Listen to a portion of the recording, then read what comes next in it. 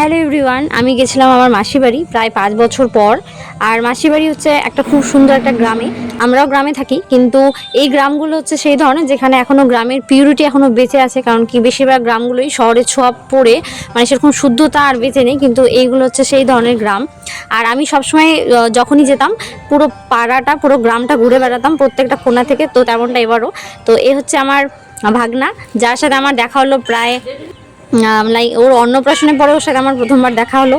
আর তারপর হচ্ছে মাসির বাড়ি থেকে 40 মিনিট দূরত্বে একটা মন্দির আছে, হয়তো সবাই শুনেছো, ভামরি দেবী মন্দির। তো সেখানে আমরা গিয়েছিলাম, খুব সুন্দর মন্দিরটা। আর হচ্ছে ওখানে সন্ধ্যাবেলা টাইমে গেছিলাম, তো ওখানে আমরা একটু ঘুরলাম। আর মাসির বাড়ি গিয়ে যখন আমি ঘুরে বেড়াচ্ছিলাম পাড়াটায় আর কি, তখন আমার হচ্ছে একজন একজন বয়স্ক মহিলার সাথে দেখা হয়েছিল, যে মানে তার বয়সটা প্রায় 75+, কিন্তু এই বয়সে তার মানে ওনার যে স্টোরি আছে লাইফের, উনি টিউশন পড়ান, প্রাইমারি স্কুলের টিচার ছিলেন। মানে ওনাকে দেখে মনে হবে না, কিন্তু ওনার মধ্যে প্রচুর ট্যালেন্ট। তো ওনার সাথে কথা হলো, তারপর আমাদেরকে খুব সুন্দর গানও শোনালেন। তো আমি পুরোপুরি অবাক। একদম কোন ক্লাস পড়াও?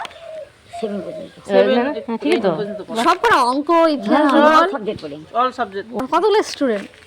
আগে তো 18-19 জন ছিল, এখন 5, 6, 5, 11, 12, 14 জন আছে। তাও 14 জন আছে। তোমার নাম কি বলো তো? দীপিকা সরকার।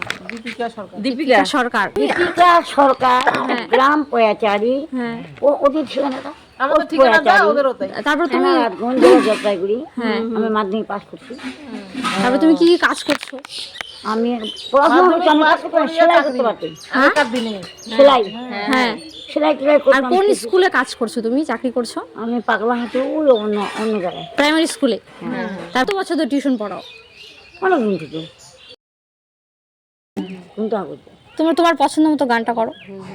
পতিত পাবন দিনের দয়াল, আমি ঠাকুর পথের কাঙাল, ডাকি ঠাকুর কেন তুমি শোনো না। আমি ঘুরি ফিরি ত্রিভুবনে, ডাকি তোমায় সারাক্ষণে, কোথাও তোমায় ডেকে পেলাম না। কোথায় গেলে পাইবে তেও, ও মা তোমার চরণ দুটি, বক্ষে আমায় ধরি। আমার এই দেশেতে জন্ম যেন এই দেশেতে মরি।